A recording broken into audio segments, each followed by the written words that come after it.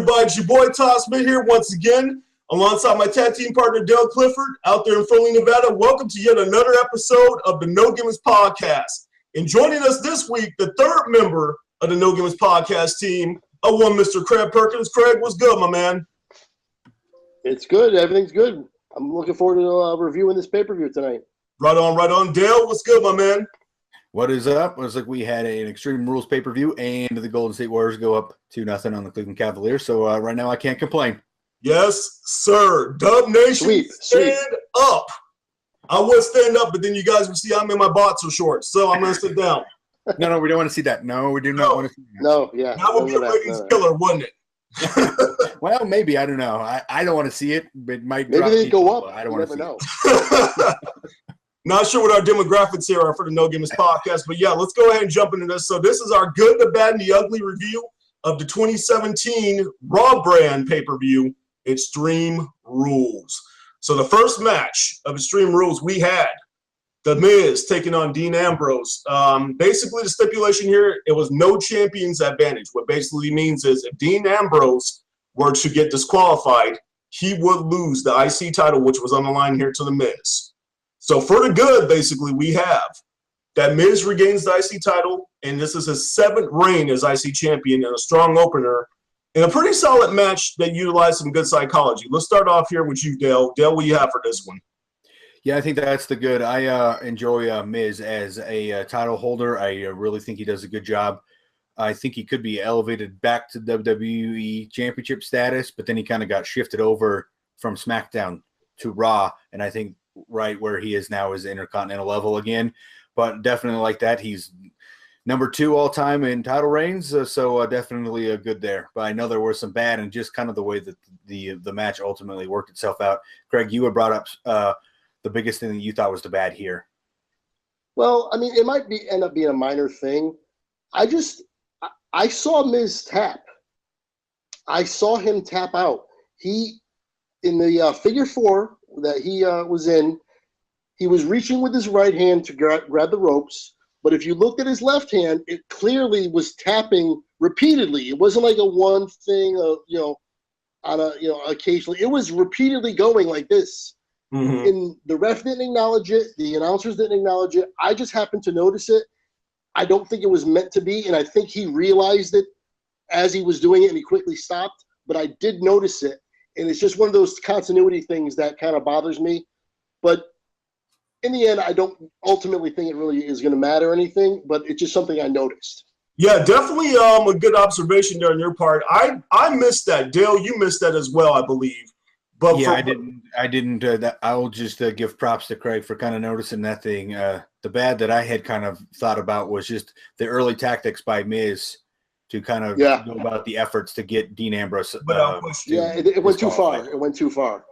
Yeah, because I mean, I just thought really, just to kind of sum it all up here, you guys, this match was very strangely booked because usually when you have a champion who, would actually try to get themselves to this, disqualified in order to retain the belt, is usually a heel that's doing that, not a face. So I just thought that was kind of a strange dynamic to begin with. So, I mean, what's your guys' thoughts on that?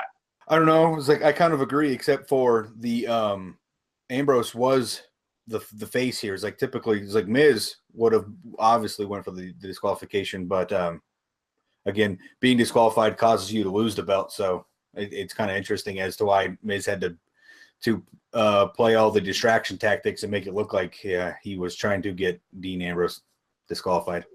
Yeah, it just took away from the match for me. It was too much. Like the beginning, it just went overboard with it over and over and over again, and it was just overkill. But in the end, it was kind of the slimy heel that Miz is, so it kind of fits the character. So I get what they were going for. In my opinion, I think it kind of made the ref look like a dumbass. Yeah. That's just my honest take on it, because I'm just like, come on, dude. There's only so many, theatrics and so many emotions you can really go through here before you're just going to make yourself not look credible as a ref, And moving on here to the ugly, I would have to say this match. Dean got spiked head first onto the ring apron. And, as Dale and I know with our time, that we spent from training in the ring apron is by far the hardest surface of the pro wrestling ring. to take a DDT right there, that takes a lot of guts to do so. Dale, what's your take on that? Absolutely agree.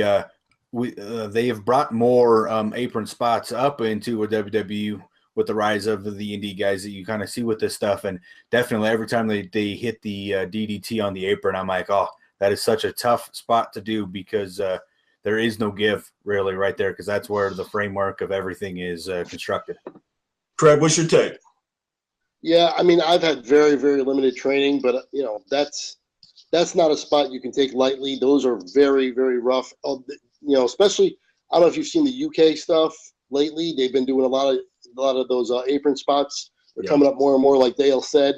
And that one was one of the worst. That's a brutal spot. I agree.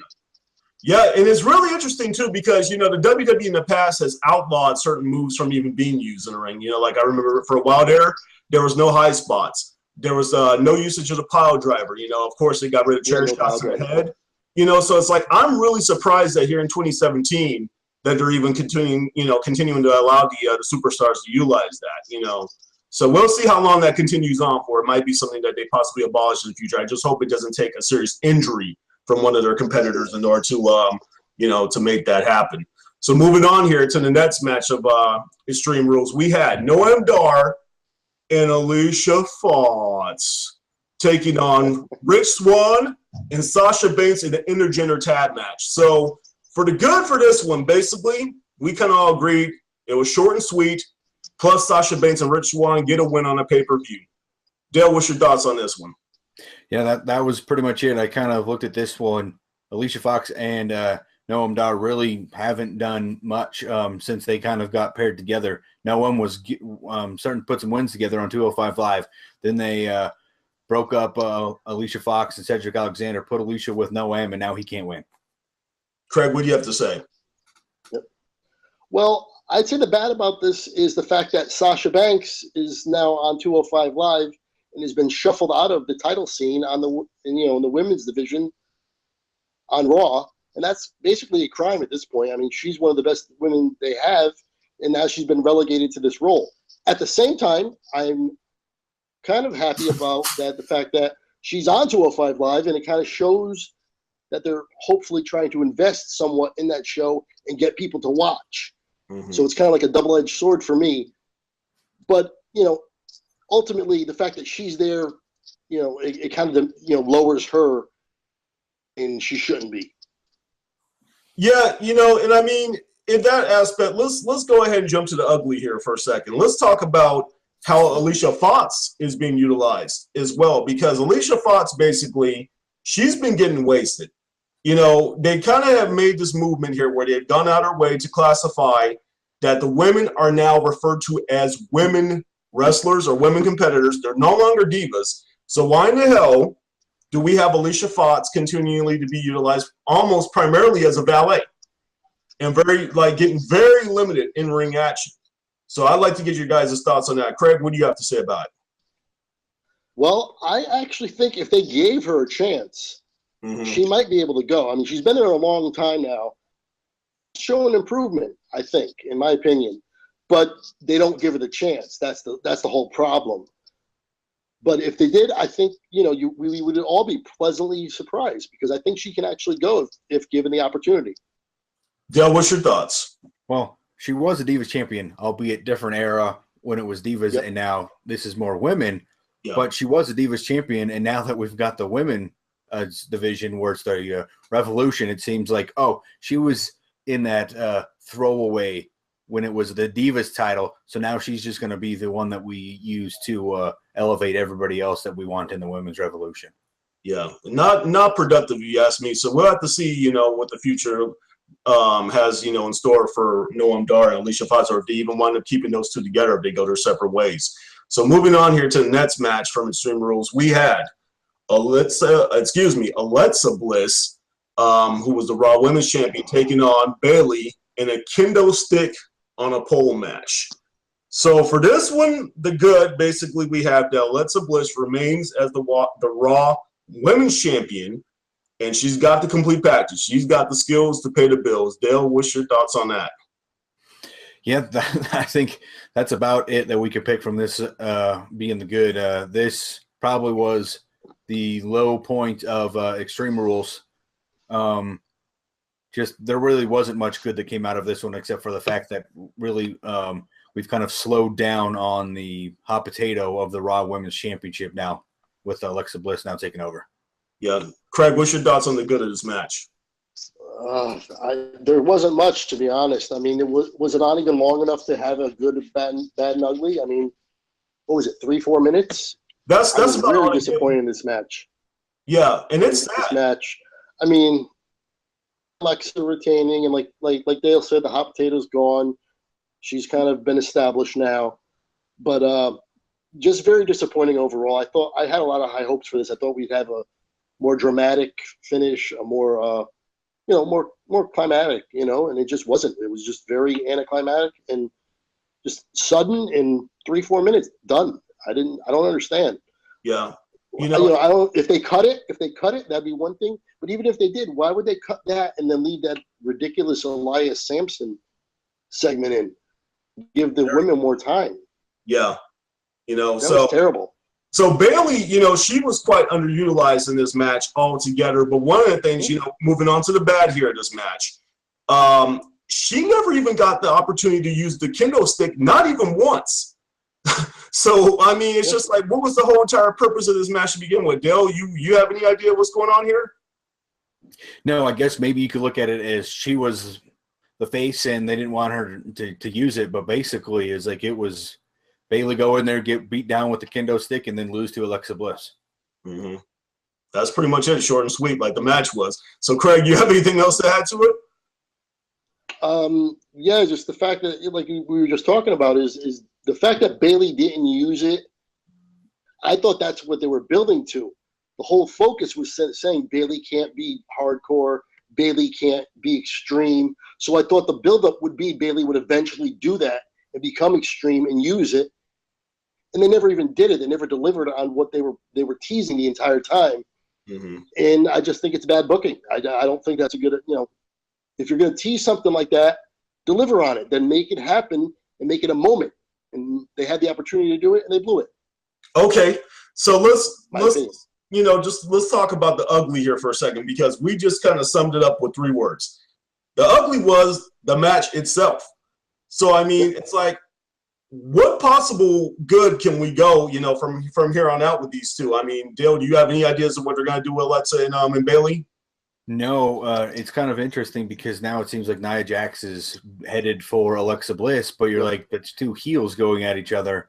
I don't know how the dynamic's really going to work there, and where is Bayley going from here? There's like the Raw Women's division just is not being utilized all that well.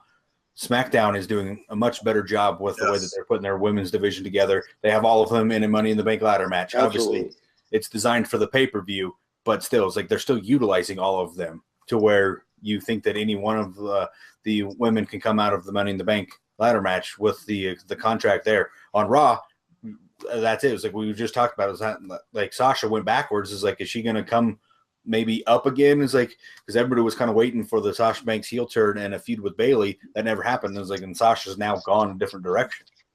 So, Craig, I mean, let me ask you a question here. I mean, we already kind of established that, Nia is going to possibly move into this picture here. I mean, do you possibly see any sort of chance there's going to maybe be like some sort of a face turn for Nia or something, or how exactly this is going to work? Because I know that Alexa was kind of treating her kind of like as, oh, you're my big friend. I want to be on your side because I don't want you to come up here and, beat me for the title sort of thing. So any thoughts on that? I just think that's what they're going to go with. They're going to go with scared of Nia with her size and her strength. And that's the angle they're going to play with it. But, I don't know where Bayley's going to go. I honestly don't. This was her second chance. It's over. I don't know what Bayley's going to do. Sasha's wallowing in 205 Live with this ridiculous feud. Maybe they can bring her up. But at this point, I think it's Nia and Alexa. And I don't think it's good. I don't think it's a good idea. All right. Well, we'll just have to kind of stay tuned. In my opinion.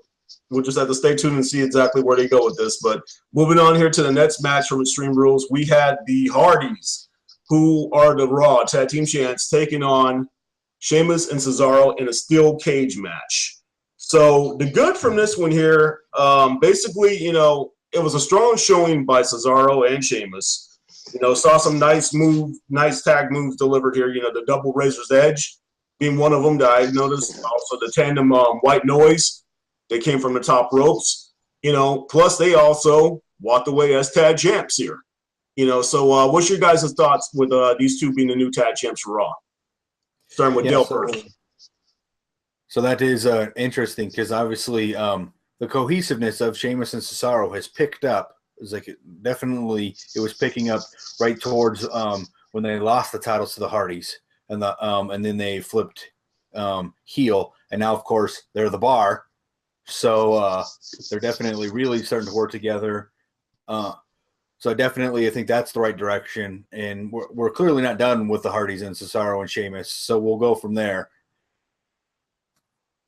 Craig, what do you have to say? I agree that the fact that they were a cohesive unit was a positive thing.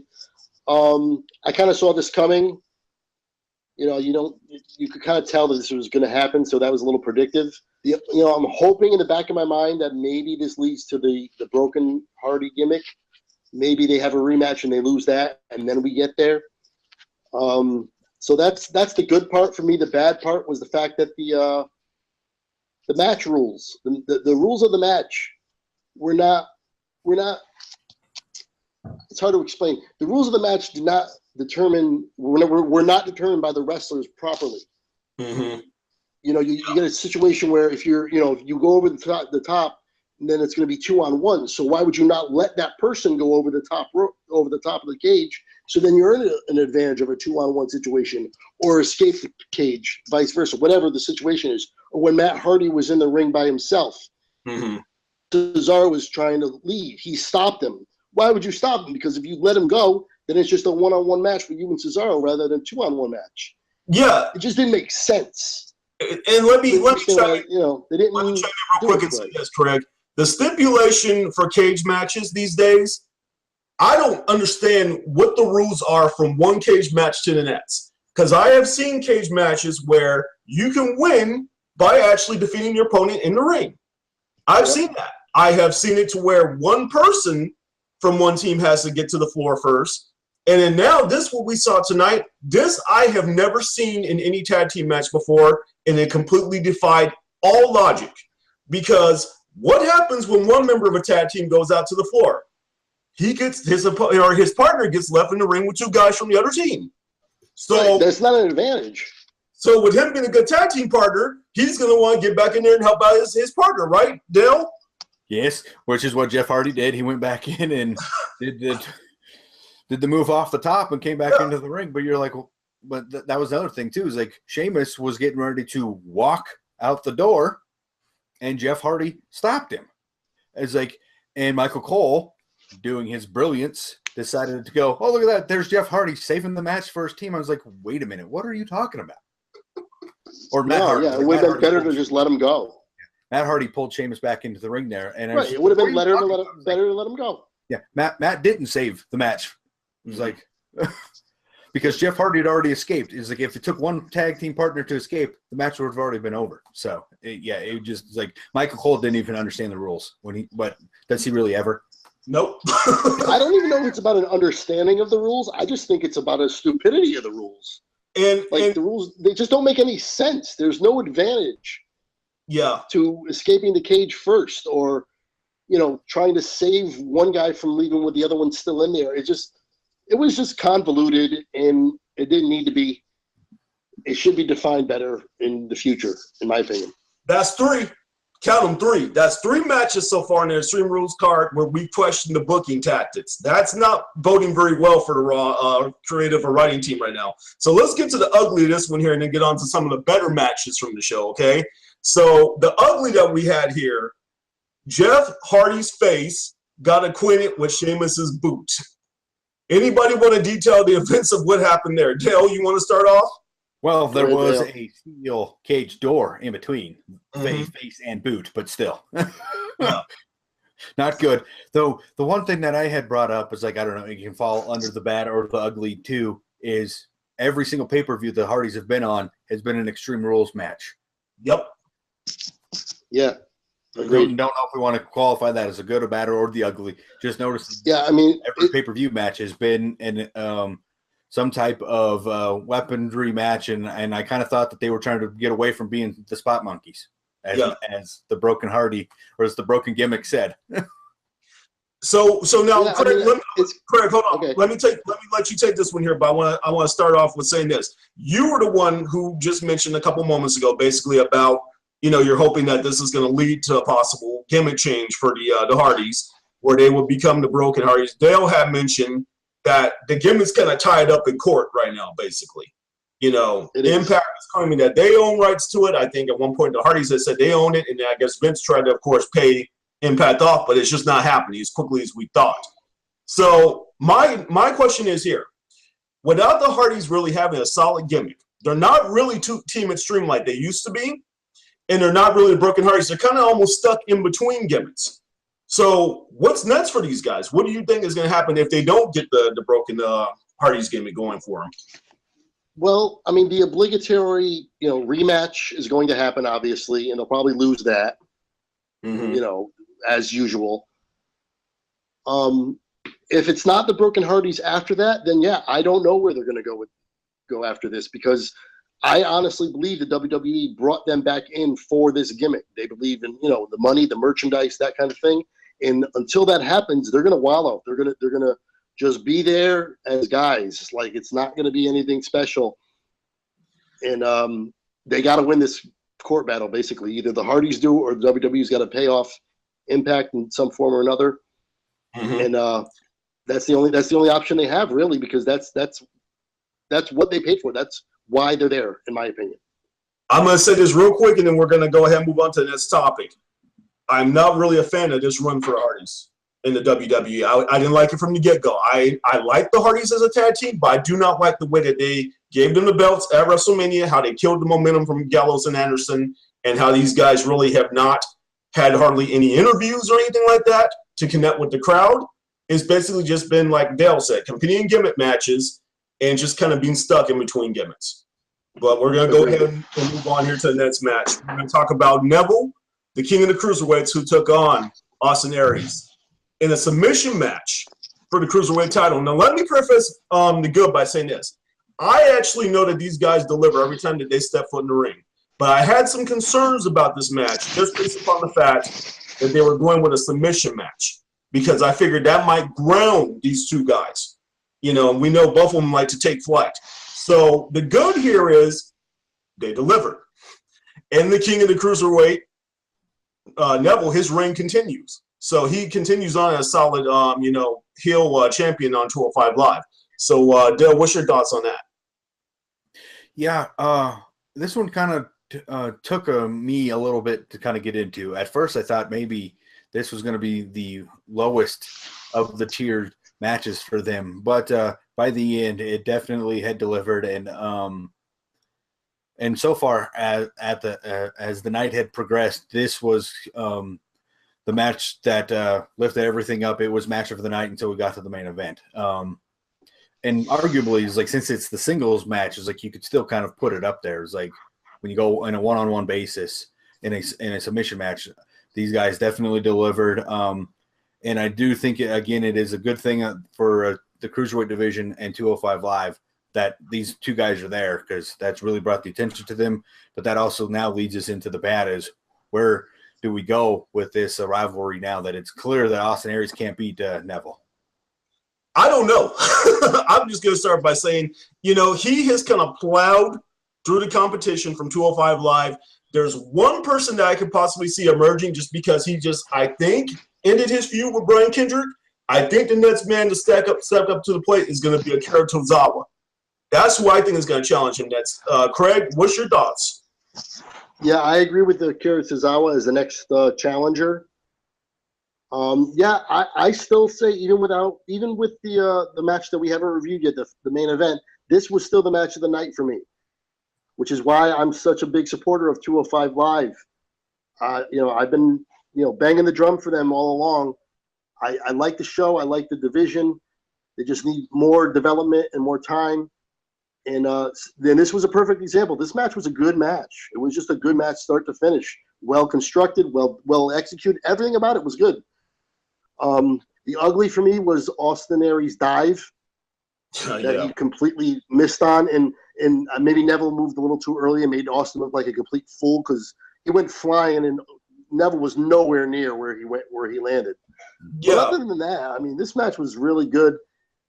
I'm a little concerned too is where Austin Aries goes from here because now what? There's nothing else left. Yeah, I'm not really sure what's next for Aries. There were two things that we kind of pointed out that could have possibly have been the ugliest. One of them, as you have mentioned, Aries, crashing and burning to the floor. Also, that impact and that thud when he took the red arrow from Neville onto his back. The knees. And then the transition into the, I want to say it's the Rings of Saturn. What's the proper name for it? That's what they call it, Rings of Saturn. They call it the Rings of Saturn? Okay, I know he actually called it Perry Saturn's move. But yeah, that was something right there. And the announcers actually kept on calling attention to that, how that thud was just a sickening thud. Moving on here to the main event of Extreme Rules. We had Samoa Joe taking on Finn Balor versus Bray Wyatt versus Seth Rollins versus Roman Reigns in a fatal five-way match, and this was for the #1 contendership for the WWE Universal title to face Brock Lesnar. So for the good here, they actually kind of went, with someone who we kind of felt is a credible opponent for Brock Lesnar, and also doesn't really, have much to lose here. But he is going to take the L to Brock, and that being Samoa Joe. So Dale, what's your thoughts on Samoa Joe coming out victorious here in this match? Yeah, no, there were several directions when you kind of look at the five guys that are in this match. I was like, you had Roman Reigns. That's where you were leaning, Todd, and you're like, hopefully it's not Roman. I was like, I don't think it's going to be Roman. WWE saving that. They want that at WrestleMania, so Roman is out.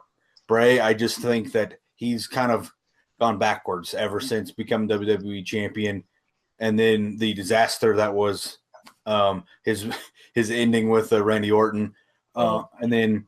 Obviously, Finn Balor is like you could see it. It's like he's the guy that was the Universal Champion that never lost. But again, he's really tiny. We don't want Brock Lesnar, Finn Balor, because we just think that Brock's going to ragdoll Finn around the ring. Seth Rollins has been there with Brock Lesnar, sort of. Mm-hmm. And then there's Samoa Joe. It's like he's the biggest of the guys in there. And you're like, well, it's like if we're going to get one guy that may possibly not just get thrown to Brock Lesnar for a squash, it's going to be Samoa Joe. Yeah, and can go blow for blow with him. I mean, Craig, what's your thoughts on that matchup there? Yeah, I agree. I mean, Samoa Joe, in terms of an actual matchup with Brock, is a really intriguing match.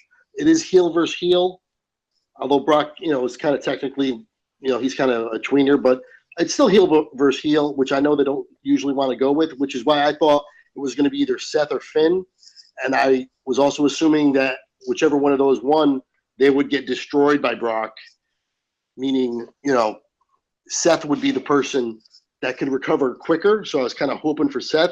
Mm-hmm. And I really didn't want Finn to win because I knew he'd get destroyed and might not recover.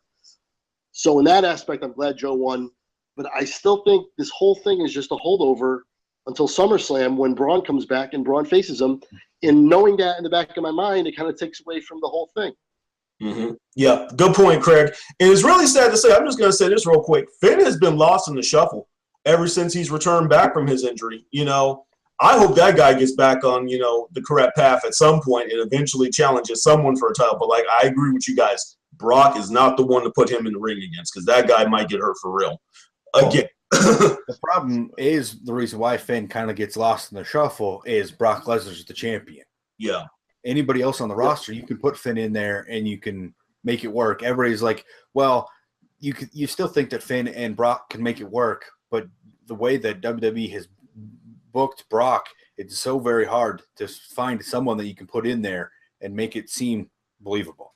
Yeah, good point, Dill. So moving on to the bad of this one here, a reckless delivering of a Sister Abigail here by Bray Wyatt, where he dropped Seth Rollins right on top of his head.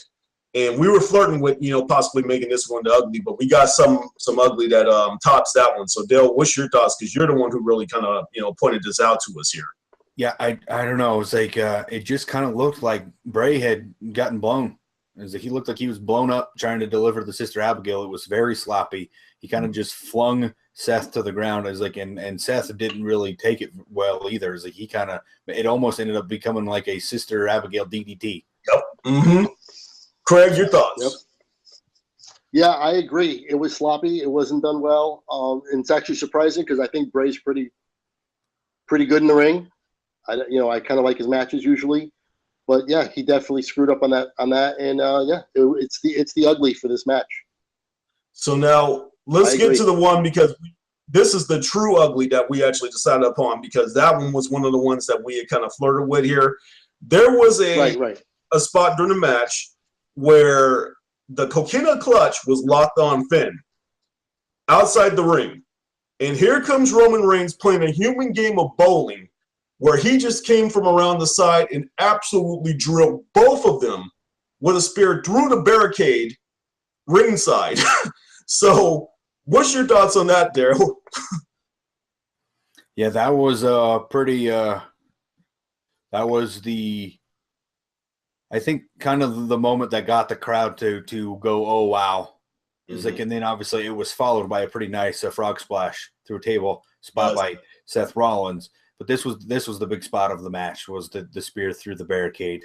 And again, you always have the cheers where everybody is like, when Roman does something, oh, it's a boo. It's like, and then he gets knocked down and it's the cheers. So it's just the thing is like everybody was cheering a move done by Roman Reigns, but yeah. And then the crowd began their holy manure chant, except for that's not exactly yes, right. Craig, what's your take on that spot there? Yeah, I agree. It was the spot of the match. I agree. Although the Seth spot with the frog splash, that was a close second. There were two pretty good spots in this match, and overall, I think the match did deliver. I enjoyed it. Towards the end, I was wondering who was going to win, and that's all I can ever really ask for. In a main event of a pay-per-view, if I don't know who's going to win, and I'm hanging on these near falls and believing them, that means it's a good match. And to me, I was satisfied with this match overall. But yeah, those two were the big spots. I just kept on thinking when I saw that frog splash delivered by Seth onto the ringside table there, who did he hit with that? Someone refresh my memory. Bray Wyatt. It was Bray Wyatt. RVD was somewhere sitting in front of a monitor giving one of these as a shout out to Seth, man, because that was an RVD-esque frog splash that we saw there, how he changed directions in midair and hit him with that. I was just like, he had height too. Kudos to you, Seth Rollins. That was nice right there. So now that we have discussed all of the matches from Extreme Rules 2017, it's time to get to that point in the show. And Dale, I promise I'm not going to throw you under the bus this time, because I'm actually going to have Craig go first. So on the no gimmick scale, from 1 to 5, Craig, what do you rate Extreme Rules 2017? 3.5. Okay. I give it a 3.5. I can't give it any higher because I can't give it higher because I need to have a championship match on a pay-per-view. And the fact that Brock, is not around, I need to have a bigger, the main event match. And a number one contenders match is nice. It's not a main event, in my opinion. I need a better match than that. But for what it was, 3.5, solid. Like I said, the end had me intrigued. I didn't know where they were going. I believed a couple of the near falls, which is always big for me. If I don't know what's going to happen, I'm always, I'm happy with that. So that's why it gets a 3.5 in my opinion. All right, Dale, what's your thoughts on Extreme Rules 2017? What's your grade on this? Hey, Todd, what was your grade for SmackDown's last pay-per-view? I want to say it was around about a 3 or so, wasn't it? All right. Just checking, because this one needs to be better than that. So, because that was just a dog pile of a show. I was like, I fell asleep during the entire dang thing. So, I'll go 3.25 for this one. Okay. Yeah, it was a 3, which I gave Backlash. That's the one that you're referring to, correct? Yeah. For this one, I'm actually going to go 2.75. And my reasoning for this grade is because we had 2 very solid matches to end the night. And everything else, like I said, was either just kind of discombobulated, just kind of poorly booked. I just wasn't really satisfied with the results. Like I said, the match with Dean Ambrose and Miz didn't really make a whole lot of sense. I didn't understand, Bayley's match I didn't like the booking of the tag team match. So I mean, overall here, this in the one that we had here between let's see, the intergender tag match between Noam Dar and Alicia Fox and Rich Swann and Sasha Banks. I just wasn't overall pleased with that one either. So I just say, I'm going to play it safe here and give it 2.75. So one thing is for sure here, we can sit here and talk wrestling all night long.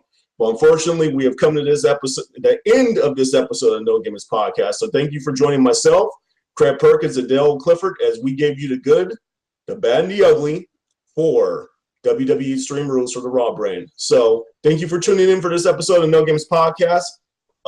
We are No Gimmicks, No Image, all wrestling, all the time. Please subscribe to our official YouTube channel at www.youtube.com/the No Gimmicks Podcast.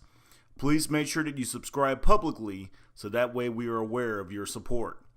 Check out Craig Perkins' articles on ProWrestling.com. We would like to hear from our viewers, so please leave us some feedback in our comment section. Also, please like our Facebook and follow us on Twitter at the No Gimmicks PC. Remember, sharing is caring. Feel free to share the links to our episodes with other pro wrestling fans on your social media accounts as well. That does it for this episode of No Gimmicks Podcast. For my tag team partner Dale Clifford in Fernley, Nevada, this is Todd Smith in Bristol, Connecticut signing off. Until next time around, y'all take care.